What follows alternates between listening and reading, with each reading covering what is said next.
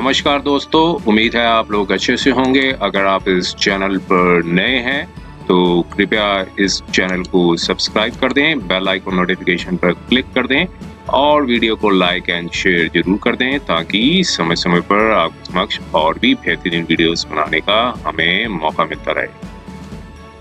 दोस्तों, माननीय supreme court ने आज 31 जुलाई 2023 को एक जजमेंट है जो कि प्रोनाउंस की है, जो कि सिविल अपील नंबर 4758 ऑफ 2023 जो कि अराइजेस हुई है specially petition civil number 25256 of 2018। यहाँ पर ये एनसीडीआरसी के ऑर्डर के अगेंस्ट में एसएलपी जो है वो फाइल की गई थी। NCDRC means national consumer redressal commission. यहाँ पर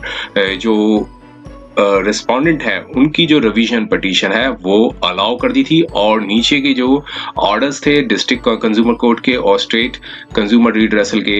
कमीशन के जो ऑर्डर्स है उसको सेट असाइड कर दिया था। तो यहाँ पर फैक्ट्स ये थे कि जो एक इंश्योरेंस से रिलेटेड मैटर था, यहाँ पर जो अपीलेंट ने एक जो ट्रक था उनका जो स्टोलन हो गया था और जो उन्होंने अपना जो क्लेम है वो इंश्योरेंस कंपनी के सामने रखा था। एक एफआईआर फाइल करने के बाद इंश्योरेंस कंपनी के सामने जो है समक्ष रखा था। इंश्योरेंस कंपनी ने कुछ नहीं एक्शन लिया था। फिर उन्होंने आगे डिस्ट्रिक्ट कंज्यूमर कोर्ट में कंज्यूमर कंप्लेंट है वो फाइल की थी। अब जब पेंडेंसी थी, जब कंप्लेंट की जब पेंडेंसी थी तभी जो है वो एक डिटेक्टिव एजेंसी थी, उन्होंने एक अपनी रिपोर्ट भेजी थी। तो उन्होंने जो इन्फॉर्मेशन बताई थी कंपनी को कि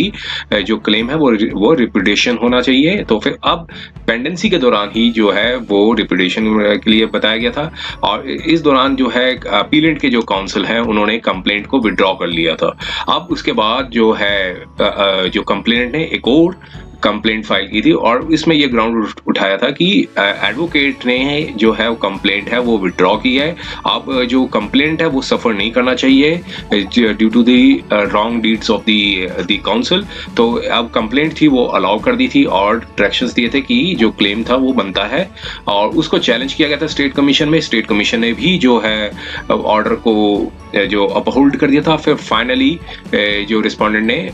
रिवीजन पिटीशन डाली थी एनसीडीआरसी में। अब एनसीडीआरसी ने जो है ऑर्डर को सेट असाइड कर दिया था। अब देखते हैं, आइए फैक्ट्स को देखते हैं हुआ क्या था और कंप्लेंट को विड्रॉ करने के बाद भी कंप्लेंट को क्या क्लेम जो है वो बनता है कि नहीं बनता है। तो ये सारे फैक्ट्स हैं, हम इस जो जजमेंट है उसके कंटेंट्स में समझने की कोशिश करेंगे हुआ क्या था।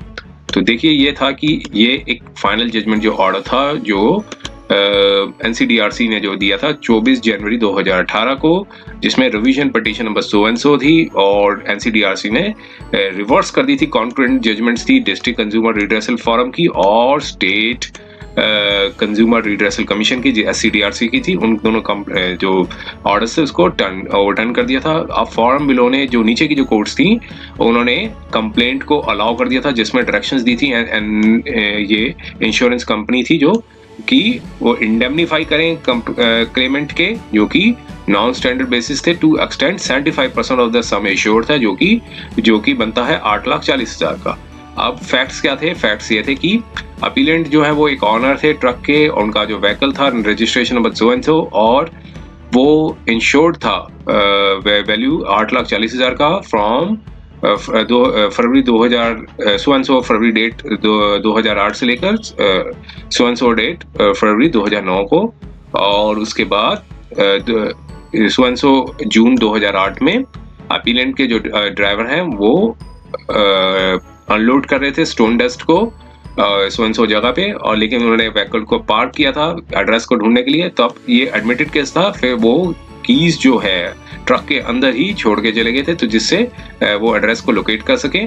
और जो लेटर ऑफ रिप्रेजेंटेशन था जो कि रेफर किया गया है in the statement of the driver था, जो वहां पे मेंशन किया था कि ड्राइवर ने कि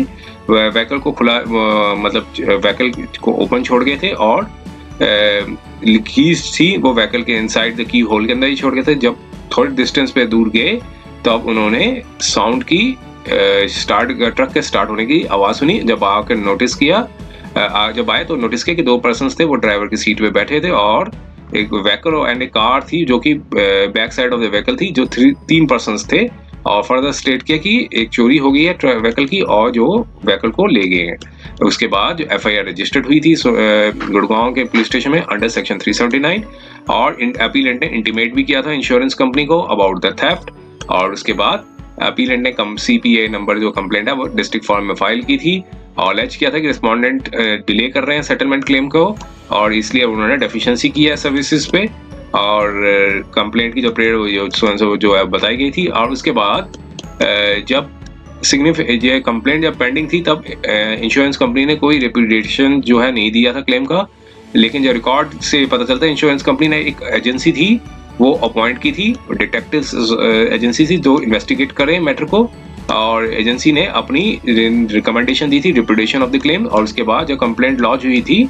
तो कंप्लेंट जो लॉन्च की गई थी कंज्यूमर कोर्ट में वो जून 2009 में हुई थी और अक्टूबर 2009 में ही रिस्पोंडेंट ने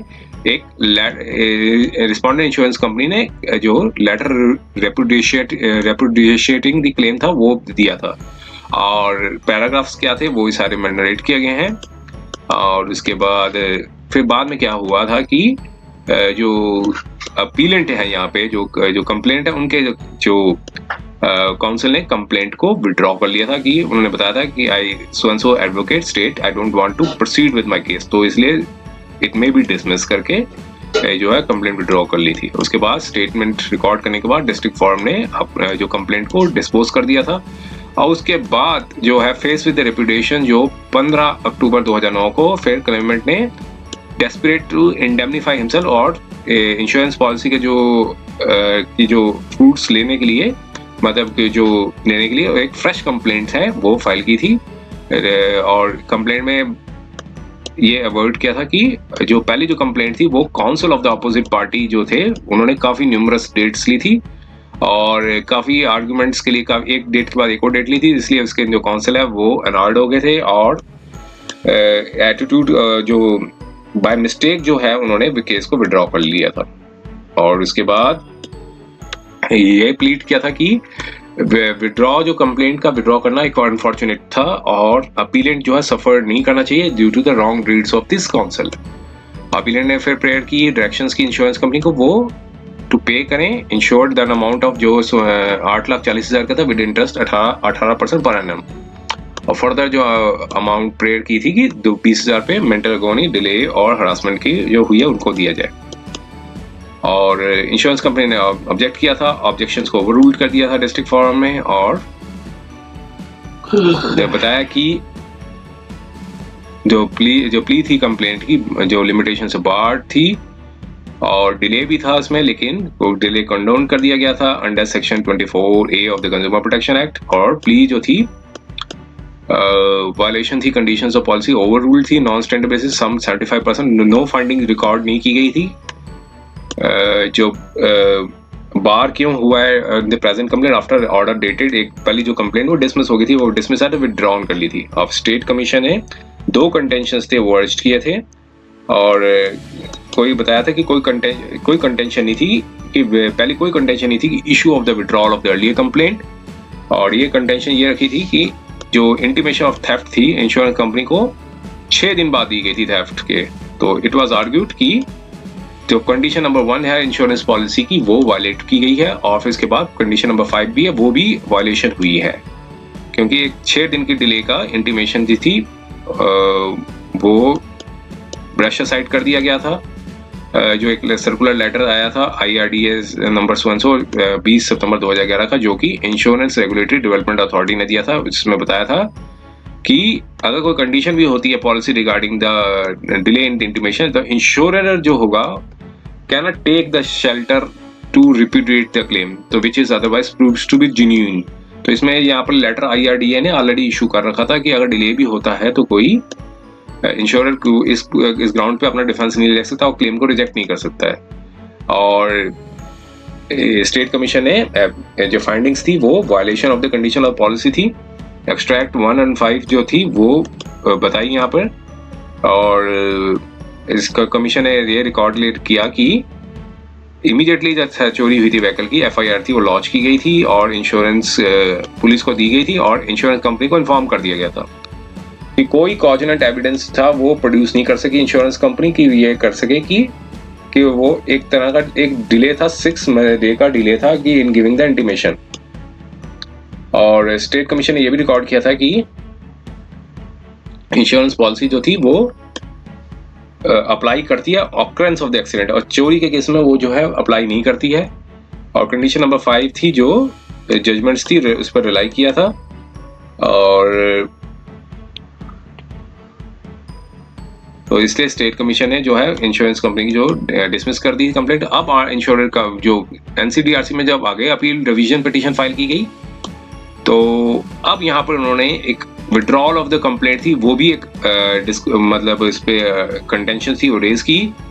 और ये बताया कि ये बार है ऑर्डर 23 रूल सब पार्ट 1 रूल सब पार्ट 4 ऑफ सीपीसी। एक बार कंप्लेंट विड्रॉ कर ली जाए तो उसके बाद वो फ्रेश जब तक कोर्ट लिबर्टी ना दे तब नहीं फाइल की जा सकती, ऐसा ही सीपीसी में लिखा हुआ है।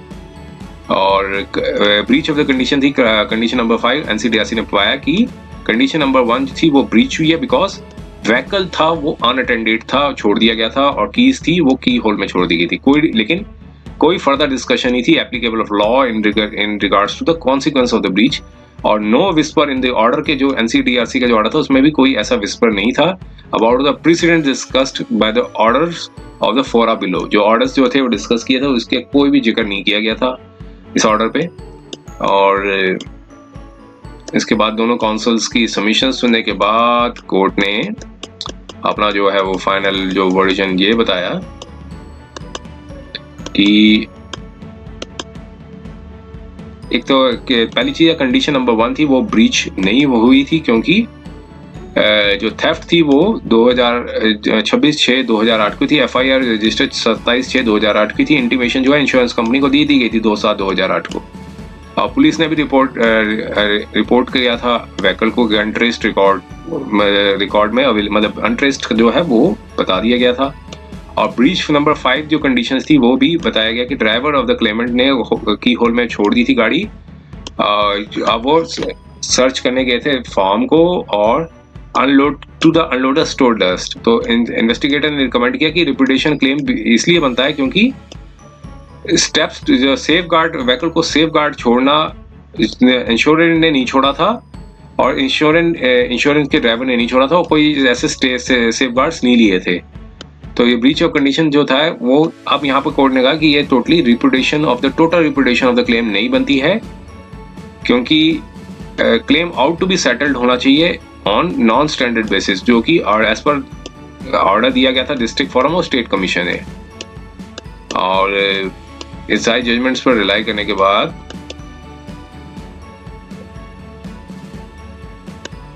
ये रिपुटेशन लेटर और सर्वे रिपोर्ट ये बताती कि चोरी हुई थी और क्लेमेंट जो था वो नेग्लिजेंट था, लीविंग द व्हीकल अनअटेंडेड, तो with the key in the ignition. और थेफ्ट की जो डेफिनेशन है 378 इंडियन पीनल कोड में बताई गई है। तो डेफिनेशन ये बताती है कि चोरी तब होती है जब एक person intended to take dishonestly any movable property out of the possession of any person without the person's consent, तो moves the property in order to take such taking. तो ये केस नहीं है कि इंश्योरेंस कंपनी का कि Clement ने यहाँ पर कंसेंट किया था या फिर कॉन्नाइव्ड किया था कि भाई व्हीकल को रिमूव कर दिया जाए। तो ये एक थेफ्ट नहीं होगी in the eyes of law अगर ऐसा होता तो लेकिन इन द रिपुटेशन लेटर यहाँ पर ये बताया गया था कि theft of the vehicle was totally the result of the driver जो सो एंड सो नाम था, उन्होंने व्हीकल को अनअटेंडेड छोड़ दिया था with the key in the ignition. इस फैक्ट को देखते हुए कि आंसर जो है वो नेगेटिव में आएगा, क्योंकि रिपुटेशन लेटर जो है वो उसमें ड्राइवर ने गाड़ी को चलता छोड़ दिया था और इंक्वायर करने गए थे उस जिस फॉर्म को ढूंढने गए थे, थोड़े डिस्टेंस ही दूर गए थे। थोड़े डिस्टेंस दूर जाने के बाद ही उन्होंने आवाज सुनी थी गाड़ी की चलने की और पाया कि गाड़ी को ले गए हैं। तो जो टाइम गैप था जिसमें ड्राइवर ने अलाइटिंग किया था और व्हीकल नोटिसिंग द थेफ्ट था वो बहुत शॉर्ट था, जो कि फैक्ट्स ऑफ द केस से पता चलता है। तो ऐसे केस में सर्कमस्टांसेस इस सर्कमस्टांसेस पे की को व्हीकल के अंदर छोड़ना और गाड़ी को चलते छोड़ देना was an open invitation to the steal the vehicle, ऐसा नहीं माना जाएगा, क्योंकि इंक्वायर करने के लिए गए थे कि खुला छोड़ के चले गए थे, ऐसा कोर्ट ने कहा। ऐसा नहीं माना जाएगा कि वो उन्होंने कोई जो है एक उन्होंने इनविटेशन दिया था कि वो व्हीकल को चोरी किया जा सके। तो सारे फैक्ट्स को देखते हुए, जायज जजमेंट्स को रिलाई करते हुए यहाँ पर कोर्ट ने कंक्लूड किया कि ये फिट केस है जिसमें क्लेमेंट को 75% जो है अवार्ड हो जानी चाहिए ऑन नॉन स्टैंडर्ड बेसिस पे। सम केयरलेसनेस थी अगर peculiar facts of the case, तो ये कोई फंडामेंटल ब्रीच नहीं बनती है कंडीशन नंबर 5 की, जो कि वारंटिंग हो टोटल रेपुटेशन का। तो जो कि राइटली ऑर्डर किया था नीचे की डिस्ट्रिक्ट फोरम और as well as affirmed by the state commission. और इंश्योरेंस कंपनी ने अपने रिटर्न सबमिशंस भी प्लेस किए थे रिकॉर्ड पे, तो वो सारे प्रोसीड किए। तो यहाँ पर ये रिकॉर्ड हुआ कि जो कॉन्करेंटली द क्लेमेंट जो lost before the forum below, it is also recorded the state commission did not find the ground of leaving the ignition keys in the vehicle to be the valid reason to the repudiation the claim. However, on the ground of unexplainable and inordinate delay in lodging the FIR, the repudiation was upheld. तो यहाँ पर ये जो submissions को देखने consider करने के बाद जो प्राइमरी रीजन यहाँ पर कोर्ट ने बताया कि रिपुटेशन जो था वो वायलेशन ऑफ कंडीशन नंबर 1 था, delay in the intimation to the police, लेकिन there was a fundamental breach of the condition number 1. There was no occasion to raise the point for settlement of the claim on the non-standard basis. ऐसा कोई मौका नहीं मिला कि जो claim को non standard basis पे सेटल किया जा सके। तो कोई ना ही कोई विस्पर था about the breach of the condition number 5, जो कि एक फंडामेंटल ब्रीच नहीं था। तो सारे प्रेजेंट फैक्ट्स को देखने के बाद ये कंप्लीटली डिफर है कि कोई ब्रीच नहीं था कंडीशन में, और इंटीमेशन ऑफ द पुलिस को इंटीमेट भी कर दिया गया था इमीडिएटली। और जो कंकरेंट अवार्ड्स थे डिस्ट्रिक्ट फोरम के और स्टेट कमीशन के ऑन नॉन स्टैंडर्ड बेसिस, जो एक जजमेंट जो उन्होंने अप्लाई की थी नितिन खांडेलवाल सुप्रा एंड अमलेंदु साहू, तो ये असिस्ट ये जजमेंट्स काम नहीं आएंगी जो रिस्पोंडेंट कंपनी को असिस्ट कर सकें। तो ये सारे जजमेंट्स को कंसिडर करने के बाद यहाँ पर कोर्ट ने यही पाया कि अपील को अलाउ कर दिया, और जजमेंट थी नेशनल कमीशन की उसको सेट असाइड कर दिया, और डिस्ट्रिक्ट फोरम और स्टेट कमीशन के ऑर्डर्स को रिस्टोर कर दिया। तो ये था ऑर्डर, जजमेंट थी जो कि 31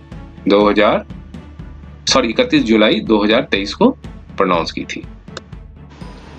तो ये था वीडियो। उम्मीद है ये वीडियो आपको पसंद आया होगा। अगर ये वीडियो आपको पसंद आया तो कृपया इस चैनल को सब्सक्राइब कर दें, बेल आइकन नोटिफिकेशन पर क्लिक कर दें,